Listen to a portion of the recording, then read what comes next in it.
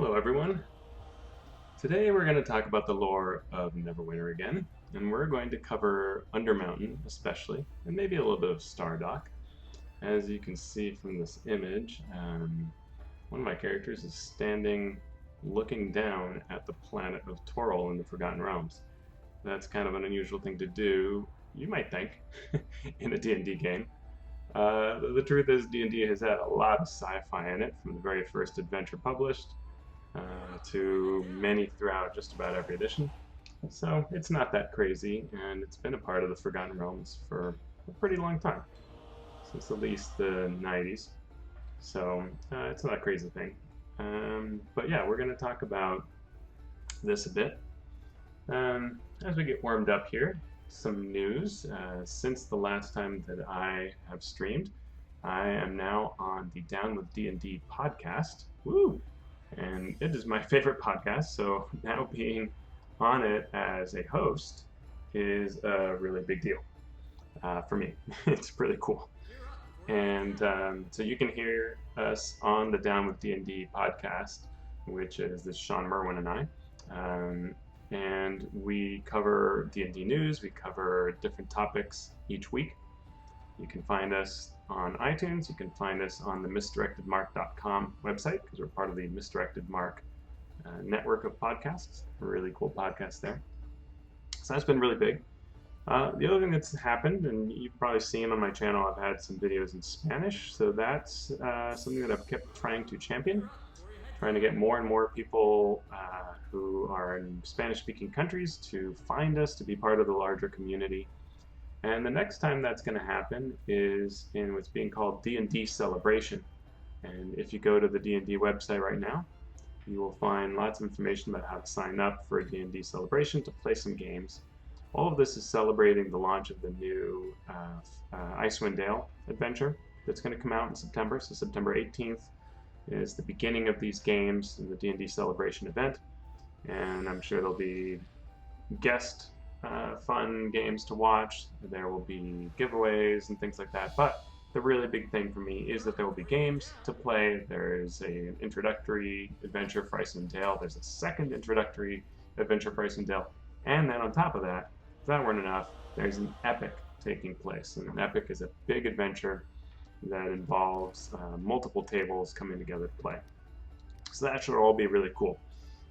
So let's talk a little bit about Undermountain. Undermountain is a place that's been around for a very long time in Forgotten Realms lore. I think even before the setting was published, this was a place that N. Greenwood, the creator of the Forgotten Realms, was spending time in. And Undermountain is tied to several of the very first characters that he was using as NPCs for this world. We're not going to cover everything about Undermountain. We're going to try to get to the gameplay pretty quickly. But you can see a lot of the of what's in this content comes from what's called Dungeon of the Mad Mage, or Waterdeep Dungeon of the Mad Mage. And this is an adventure that extends the Dragon Heist adventure further for a deep Waterdeep experience. Deep Waterdeep, there you go. Waterdeep is this city that's on the Sword Coast, and underneath it, it has this site called Undermountain. And that's funny, maybe, in some ways, because Waterdeep is an entirely different city than Neverwinter. So how did the Neverwinter game decide to go there? Well, it did it through the Yawning Portal. And the Yawning Portal had its own product come out, which was a collection of a mega collection of adventures that came from all over the place, many of them Greyhawk, which is an entirely different setting. And the idea was, hey, the magic of the Yawning Portal allows you to kind of, go to there. There are portals all over the place in Undermountain, so why not portals to other worlds? Okay, fine. So, you may be looking for more information on Waterdeep, on the history of this. The one thing that I'll share with you is on my website, alphastream.org, you can find a whole bunch of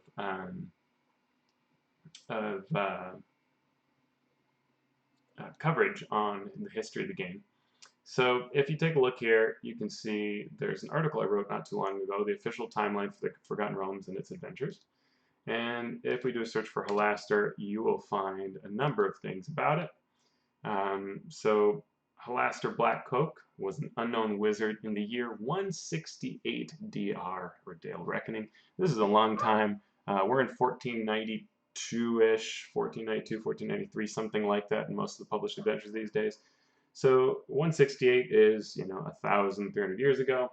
And this is when Halaster Blackcloak, this wizard, builds a tower along the harbor shore of Waterdeep, known as that because the water was very deep and ships could come in and not worry about hitting the shore.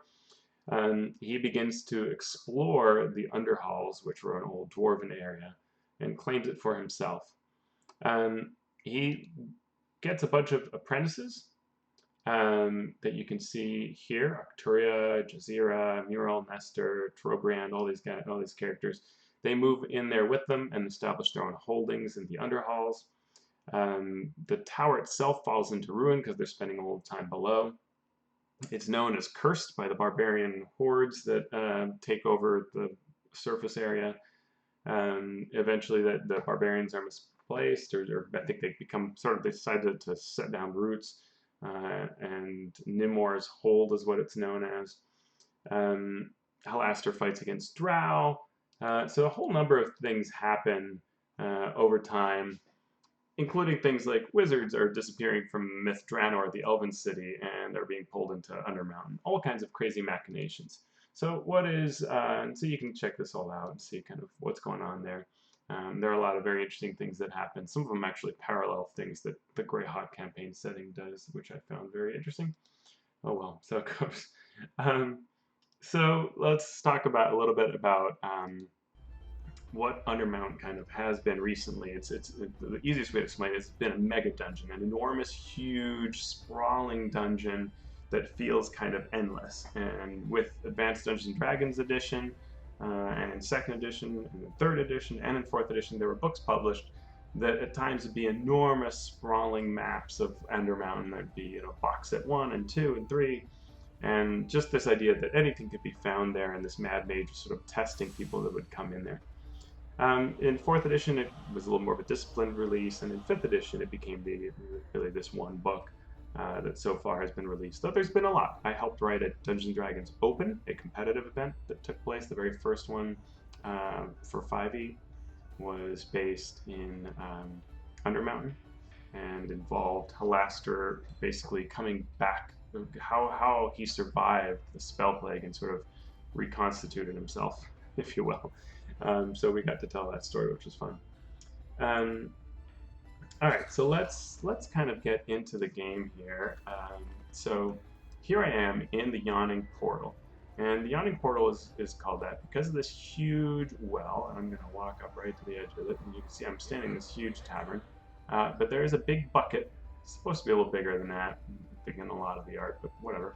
The idea is that you can put, and in some editions, it's more of like a not a bucket, but like a platform that's got ropes tied to it. The idea being that you can put a party, 1 or more people in there, and it drops you down into Undermountain. Otherwise, it looks like a tavern. It's kind of normal. You can go up here and talk to Durnan. What do you want? Voiced by Rudy Woot, and you can talk to him. That well leads to Undermountain, and I built this tavern right on top. People pay me to lower them down there. Are you ready to so you can ask a whole bunch of questions here and meet the barmaid who works there, and there are hyper agents and all kinds of things. There are back rooms, and it's quite fun. This is based on a map that's included in one of the books that came out for 5th edition. But yeah, you can go in and meet different people. You can actually sit in all these chairs, which is kind of a fun thing. So you can just go over there and just have yourself a little seat. That didn't work too well. There we go. Have fun. But eventually you come over here to a character that's voiced by Satine Phoenix, Obaya Ude from the lands of Chult, and she is mounting expeditions to Undermountain. And that's what we're going to use today, because that's a kind of nice way to join the to see what Undermountain looks like, because it's such a crazy place. So we're in this tavern, and outside is the city of Waterdeep. But what we're going to do is we're going to go through this portal here, this magic map, we're going to go into the area of Undermountain. And there are a number of levels, and if you buy the actual 5th edition book, you see all these different levels. It's kind of cool. And they have stories with them to try to make this endless dungeon crawl feel more alive and have more of a story to it, because big, giant, endless dungeons can be a little boring. So there are tales in these. You know, Willowwood has an area, artificial light. It looks like there's the sun up above, so it feels like it's an actual, like you're outdoors. There's this Twisted Caverns, an area known as Terminus that has lots of mechanical things. Van Rakadoom, and then this area of the Catacombs, which has a lot of sort of gangs that are fighting. This is the topmost layer, the level that's just underneath the Waterdeep city streets. But we're going to go on a master expedition. But to do that, we're going to have to, and which will take us into random places from here. So to do that, we need to find some people. Let's see if someone's running it. If they add me, then I'll get to be a part of this group, and that'll be lots of fun. While that's going on, I'll have to say that I really liked the 4th edition project, which my buddy Sean Merwin was a co-author for. And what I liked about it was that it gave you a number of ways to enter sort of I think it was just the first 2 levels of Undermountain. So it was very dungeony, just big sprawling. I'm just going to start forming a group here. But it gave you neat stories that were a lot of fun.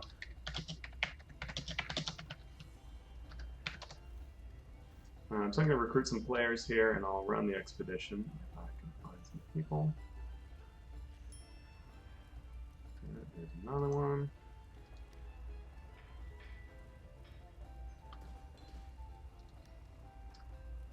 But yeah, I really like the 4th edition book. The other thing it has that's really amazing is it has a map in it of the Yawning Portal, kind of this top-down view with a big, huge hole in the center.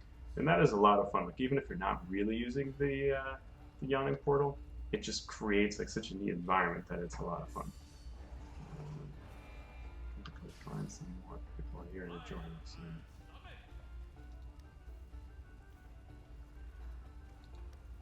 Yeah, one of the best maps. It really is just a super, super fun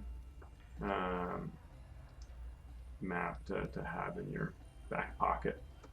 Create a tavern with a giant well in it. It also works well as a place where people are maybe dueling inside that central area, so that you can use it for a bunch of ways. And a number of people have done really cool builds using Dwarven Forge, including if you go on Twitter and look up a friend of mine from Portland. He has done some builds in the past for using Dwarven Forge. He goes by Hyperion PDX and has some really sweet builds there. All right, so we need one more person, and we'll take off on this.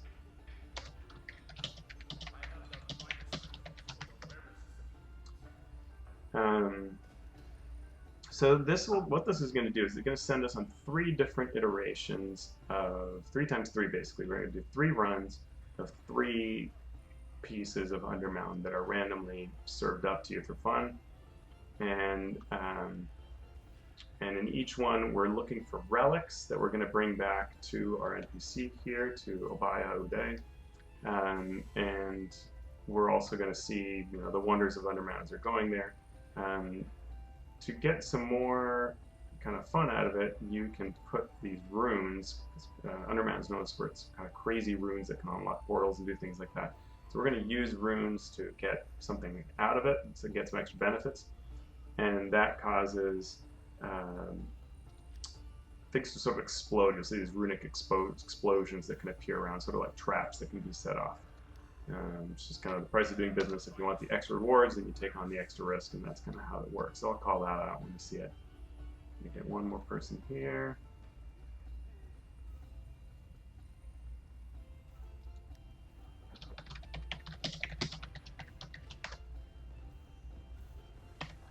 See if anybody in my guild is available here.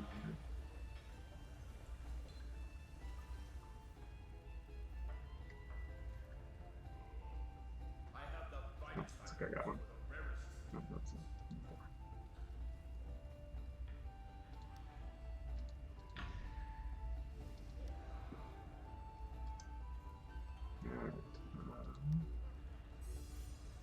see if we get this. Alright, full group. Sweet. So we'll start this up. As soon as they come over, we'll be on our way. So we have 2 wizards, we have a ranger, a cleric, and I'm playing a warlock. As soon as PZXT comes over, we'll head off on our trip.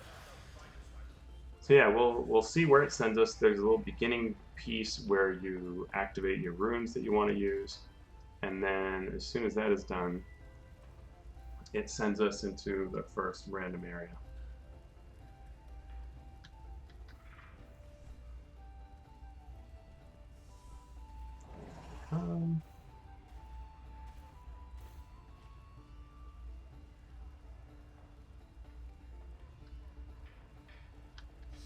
There's like this companion, this little, this is an alchemist guy that's got a bunch of bombs that they can throw.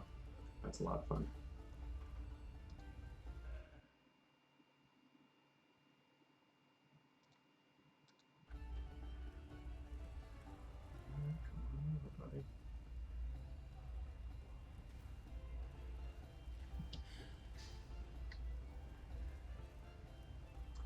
So yeah, as I said at the beginning, it's really cool to what's going on with D&D Descent, this event.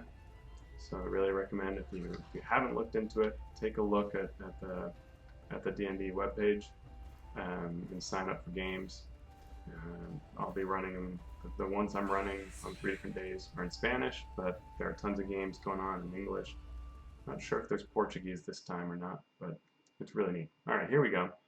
Going into Undermountain, this is a great job the team did on Undermountain as a campaign. It's a really fun campaign, and then this ME mechanic, this Master Expeditions, are really well done as well.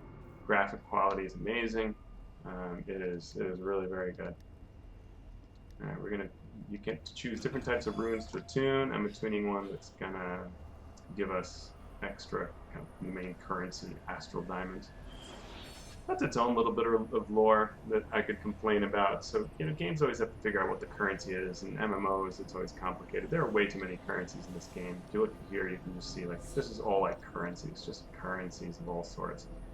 And it's a giant pain to track them all.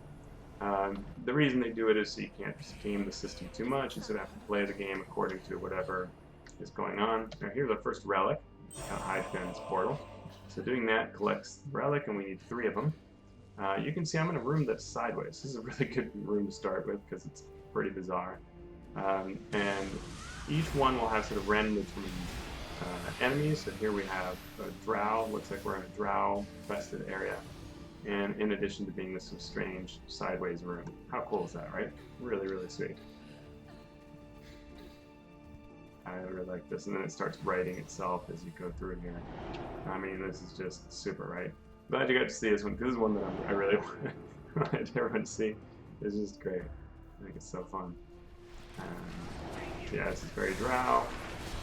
All the drow all the time are here.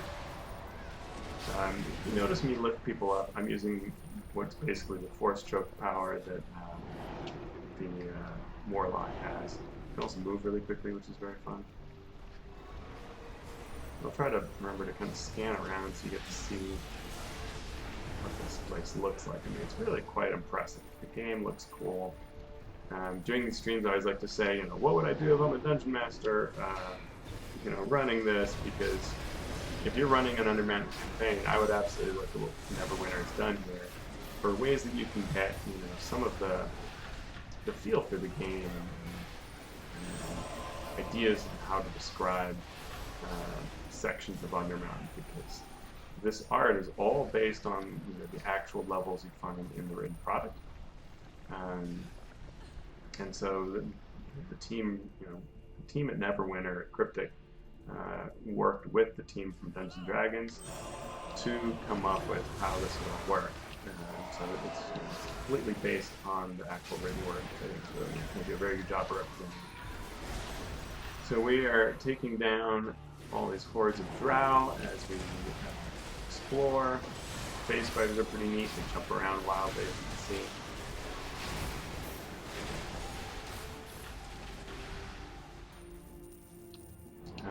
always on our lookout for these relics. There can also be some chests and things like that, with about half the time are mimics. Lots of mimics in this game. Yeah, check that out, right? How cool is that? Some really amazing vistas in this game. It often feels a lot larger than it actually is. Let's put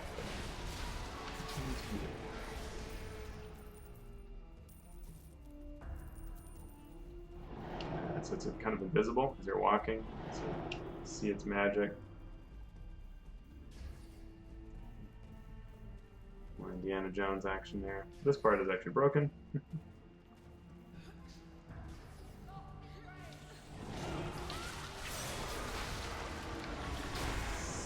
Chest. Let's see if it's a mimic, just for fun.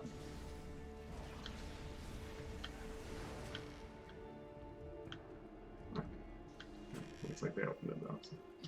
I'd like to think that you could make an alignment chart about the Undermountain area and how people react to it.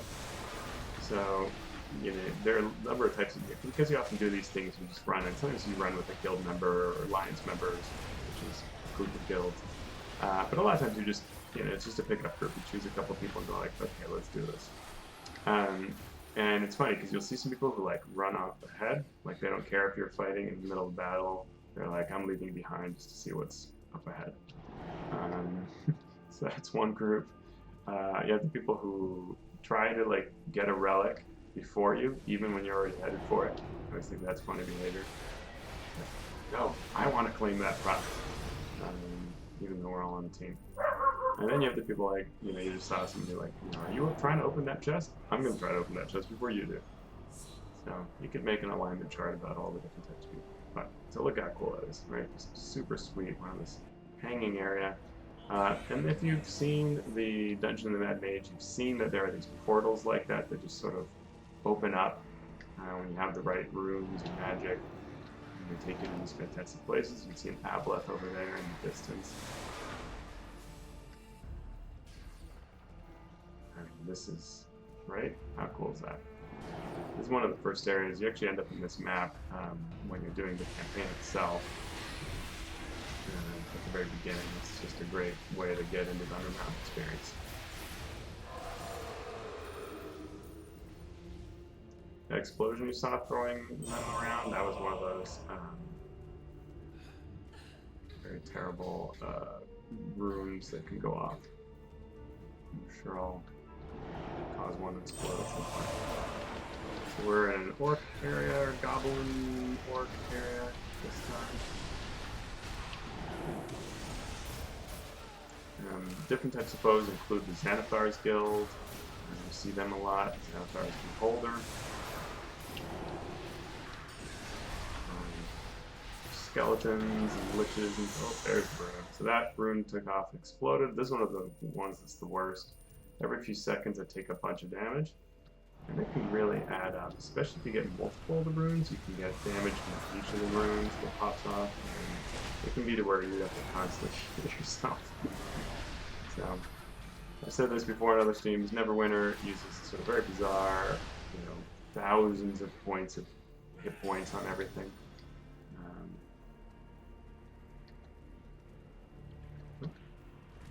I got injured as I was opening it, so close itself back up. I'm not sure why my party isn't coming. Sometimes you find a relic here, so it usually makes sense to go out here and see whether it got stunned. See whether the relic shows up. We're finding a bunch of adventurers here. You see all those different red bars, different adventurers with different powers. Rogue has that cloud.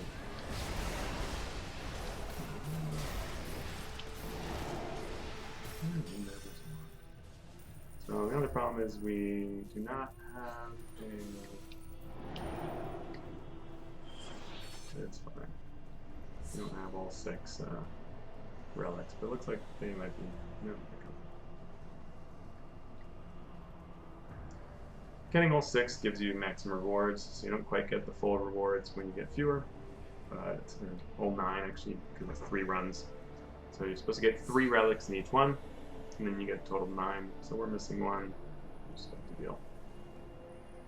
more important is you guys get to see different parts of Undermountain. Here's a relic.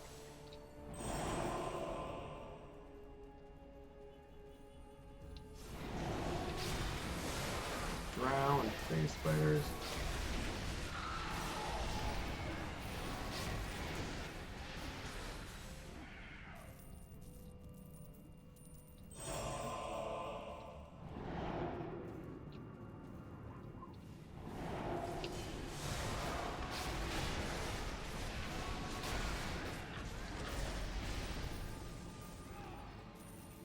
Yeah, what else can I talk about while we're doing here? Look at that. That's great. Right? Just portal way up there. I love the details in these maps. You know, the idea of having a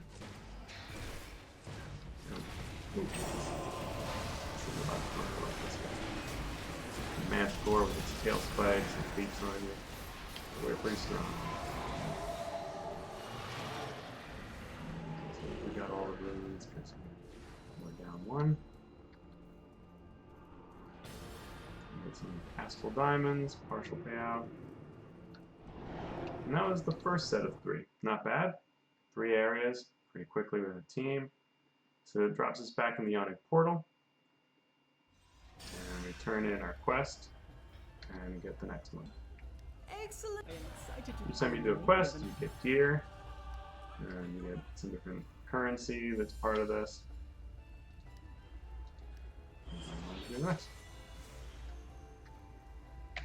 Wait for it to catch up. You get these kind of rune etchings. These get turned in at a guy downstairs. You'll see that. New stuff you can sell.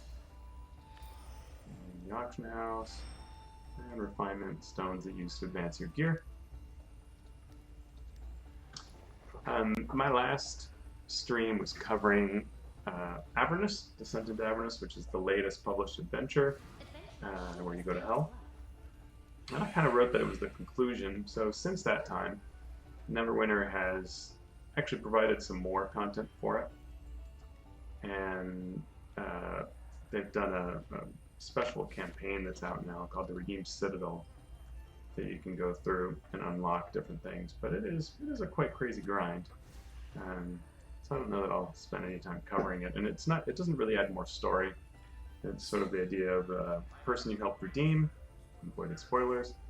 They send you on these various quests, but the quests are all like murderize a bunch of this type of demon, or kill a bunch of these types of devils. It's not, you know, there's not any real story angle to it. So I think at least so far it does look like, from a story perspective, the campaign is finished.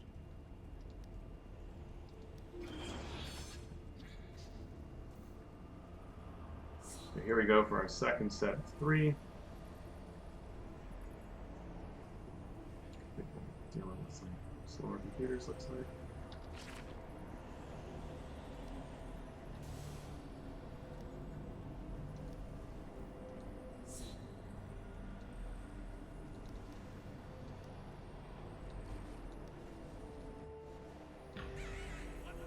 Alright. Some of them are really short. You'll see this one here. It's going to be a very short one.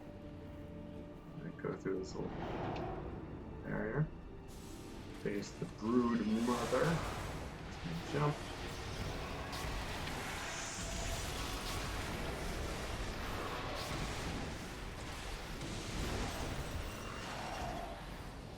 Sometimes they can have treasure, but no luck this time.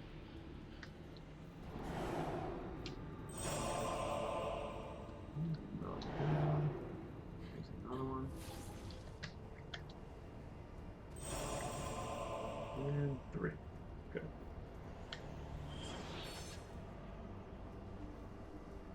So yeah, sometimes you do one of these MEs, Master Expeditions, and they're just really, really fast, which is lovely. Sometimes they're really long. You're going to hit a mix of all of them anytime you do this. And the reason people run these things, in case folks here are, you know, not just for the lore, but want to know about the game of Undermountain itself, or the game of Neverwinter itself, and why to do this. This is something that even top players run these days, even though it's older content, right? It's not as new as the Avernus release. And the reason is because you get gear that goes on your companions, as well as a few unique gear items that can be very strong. Sometimes you can find like different armor and things that are particularly strong, and they can be worth doing for that reason. But the real reason is the content that goes on your companion. So I have a companion which is an iron stone that orbits around. And these different rings and so on, are theoretically being worn by a companion. I don't know, it doesn't make sense when it's an iron stone. But your companion can be like a little dude that throws explosives, or it can be a dog, it can be a skeletal dog. But there are all kinds of companions that you can get over time. You know, lizard folk, shaman, things like that. And so the idea is that you're helping them gear up. So usually it makes a lot more sense than it does right now. On the key, no, we need the key. Search ends for the key. So when you are running Undermountain, remember I turned in the quest and I got a little box and I got a rune etching. Those are two opportunities, both when you cash in the rune and when you turn in the quest, you might get companion gear at that moment. And there's some really good companion gear you can unlock. And it's account-wide, meaning any character you have will still have any companion you have, or any character you have, can use it. So if my warlock that I'm playing right now gets cool, sweet companion gear, no problem at all, because I can give that to my cleric or to my ranger or any of the other characters I have in my account. Alright, we've got our gate key. Now we can go through there. Some of the zones, including this one, have a mechanism where not only you're trying to find your relics, but you're also trying to kill. You have to kill enough creatures to kind of clear the area, and the way they do that is by having a few doors where you need a key to get through. Bunch of basilisks. These basilisks can turn into stone. I just got turned stone and momentarily petrified.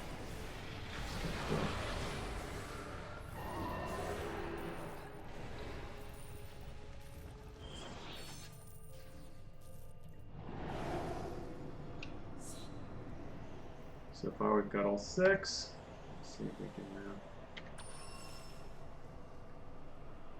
get a full run this time.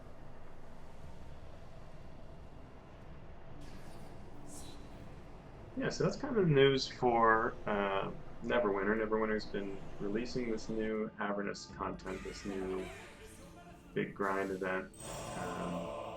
It keeps people busy, provides some new gear as a result of doing it, some other fun things. I'm still not sure that I will do it. It's a lot of work. I've got words to write.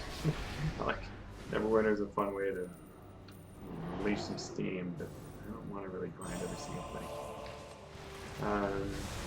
In the D&D world, it's all about Descent and the release of Tasha's Guide to Everything, which is a new book coming out full of player options, DM guidance, and more, sort of like Xanathar's Guide to Everything. One of the things that we talked about on the D&D podcast, here's a cool Yeti. We talked on the D&D podcast this week that last time when we saw Xanathar's Guide to Everything, which was a book, very similar book, Xanathar was not actually being used in any adventures. Then came this Undermountain content, and that Undermountain content gave us a whole storyline aspects around Xanathar, right? So Xanathar became kind of important. So this time we're seeing Tasha come out. And Tasha is someone who has not been used in Neverwinter, and has not really been used in 5th edition much at all, that I can recall. But Tasha has shown up in a lot of different D&D editions before. So this new book, Tasha's Guide to Everything, what might that tell us about what's coming to Neverwinter and to 5e in the future? Well, interestingly, Tasha is known. When you say Tasha, most people will think of the spell Tasha's Hideous Laughter, or Hideous Unbearable Laughter in older editions, I think it's called. Um, it's a spell that causes you to forever be locked into laughing until you finally make your save or it runs out. It can be very powerful. And there are a number of other Tasha's offshoots that are similar to that spell. But Tasha was revealed to, a long time ago, also be the same woman known as Igwilv. And Igwilv was better known from an adventure in the Greyhawk days that was all about Tharizdun and an old tomb and a ton of information on demons and devils. And what was revealed was that Igwilv was a partner to this demonic entity known as Grazd. And Grazd is a very powerful demon lord, so she was in league with that and had a number of other machinations going on too. There wasn't a whole lot of story there, little bits and pieces here and there. So it looks like Tasha and Igwilv will be crossing over into the Forgotten Realms, so much that it appeared in Greyhawk is being used that way. And we'll get to see how Igwilv will be shaping things, one imagines. One imagines there's an adventure on her horizon that will flesh out her story, tell us more about her, and perhaps bring those machinations to bear. She has often been in mountainous regions. This is another place we've not been to yet, kind of fun. Relic there. Let's see if there's relics hide over here. Oh, explosion.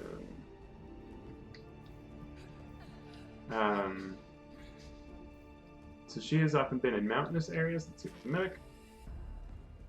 No. She has been in like temples, old temples. There's been a lot of demonic summoning type things going on. So I'm very, very curious to see what'll end up happening with Igwilv.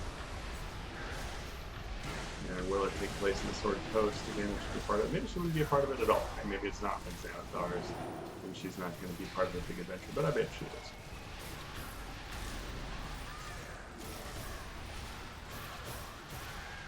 She's also someone that I don't think has any particular connection to some other setting. I mean, she could theoretically be involved in Planescape, but there's nothing that says, oh, Igwilv, Tasha, therefore Spelljammer, or therefore Planescape, or anything like that. So she's more a tried and true villain. If anything, she says Greyhawk, but I don't think we're going to see a Greyhawk book. I could always be wrong, but I think the game has benefited from its focus on just one medieval, heroic fantasy setting.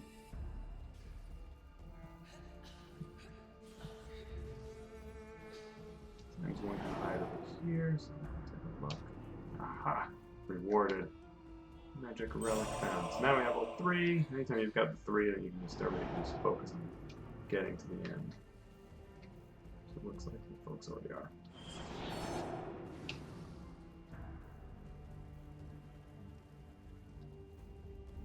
But yeah, I'm pretty excited about the Tasha's Guide to Everything book. I'm a little worried because it means a lot of player content, and all that player content is sometimes overpowering for the game and unbalancing. I feel like we have a ton of options in 5th edition already. I feel like we have a lot of subclasses, a lot of things to choose from. I mean, if you want to be a cleric, you've got an endless number of cleric subclass options. I do not feel like there's too few or anything. Sure, we can always come up with another one, right? Whatever. The Path of Blah or the Paladin and stuff. So I'm not worried about the number of subclass options we have. Though I know people who really love them and want all of them. So we'll get more. What's been announced so far for Tasha's is that there will be a subclass for every class in the game. So that's like 22 or 25, I forget how many total there are going to be in there. So yeah, it's going to be interesting. On the Neverwinter side of things, they have announced There will be the Asimar race, which is an angelic evil spawn race. That's going to be around in the game. Currently, it's something you have to buy. As much as something you can get. See if there's people in there. It also seems like there's going to be a new class at some point. Everybody's thinking Bard. I don't remember if that's been verified, but there have been a number of tweets that say Bard, so it seems pretty clear we're going to get a Bard class at some point. It's fun. Bards are cool.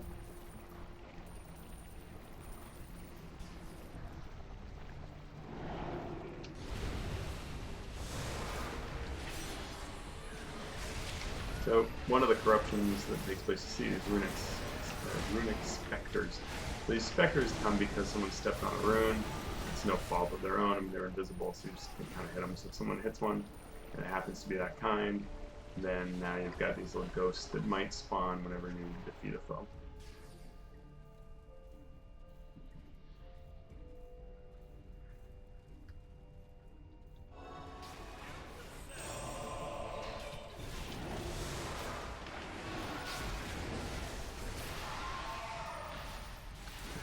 Killed that guy, and then boom, runic specter.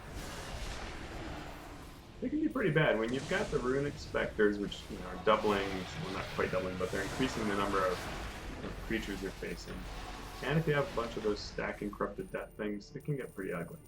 Otherwise, everybody tends to be powerful enough that we're not worried about these Undermountain runs that tend to be pretty easy now at this point in the game.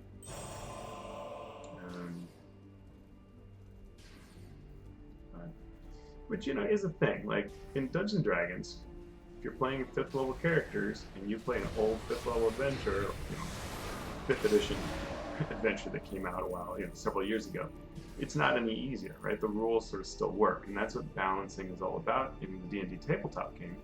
You're trying to make sure that you're, when you create a feat, when you create a monster, like, it should work fine for the game. And Neverwinter MMO, it's not always the same, meaning that, in fact, it's the opposite. So often when you finish a campaign like Undermountain, you've gotten gear and stuff that makes you super powerful, even though you're still level 80. And the old content is for the same level maximum. So it's a little strange because you're like, this level 80 content should be for me, but is now really easy because the new level of content is actually really hard. It's an interesting way the game works. It's different from D&D in that respect.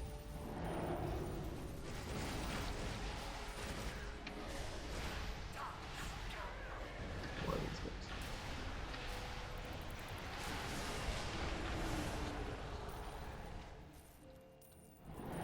On the alignment chart, I would be one of those people that always wants to pick up all the treasure. Like, I hate leaving a little coin behind like that. But I also don't want to make people wait. So no, that puts me on the alignment chart. Definitely want to get everything. I'm a pack rat type character.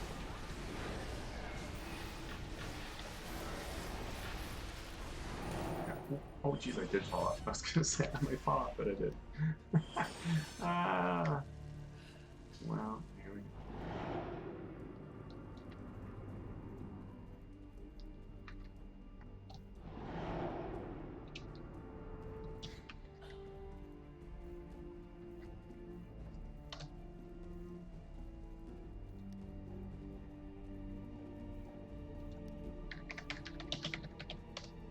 Sorry guys, I didn't mean to fall off. Embarrass myself, but I did.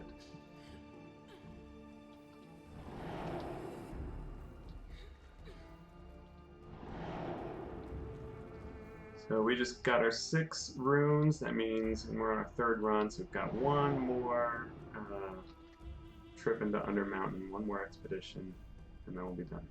But I mean, look, if you're gonna die by looking at a view like that, because how cool is this view, right? It's really awesome. The other thing is these rooms often connect, so like this portal is one you saw in a different adventure. So that's kind of cool. So, you sometimes see different rooms from different angles. You can't get to them at that point, but you know, it's a reference point, which is really cool. Oh, a giant crab. Ghost.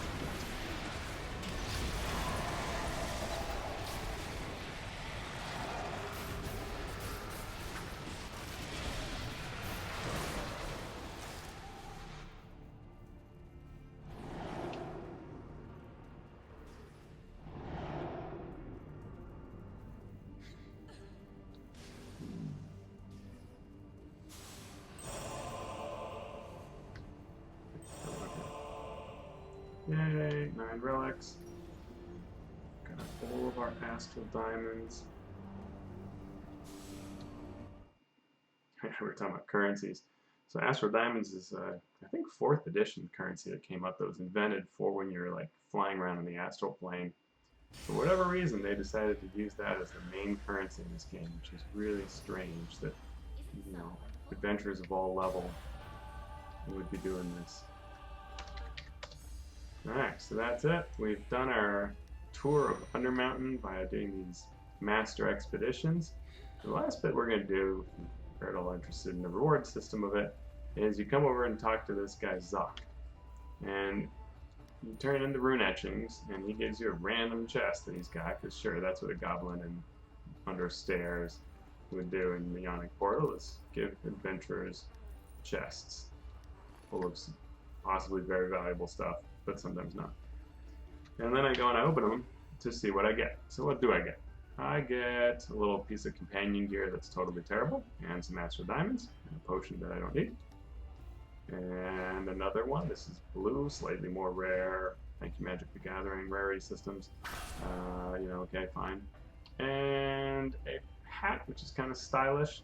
There are a couple of hats. One of the things I like here, there's a lot of clothing and hats that are bits of lore.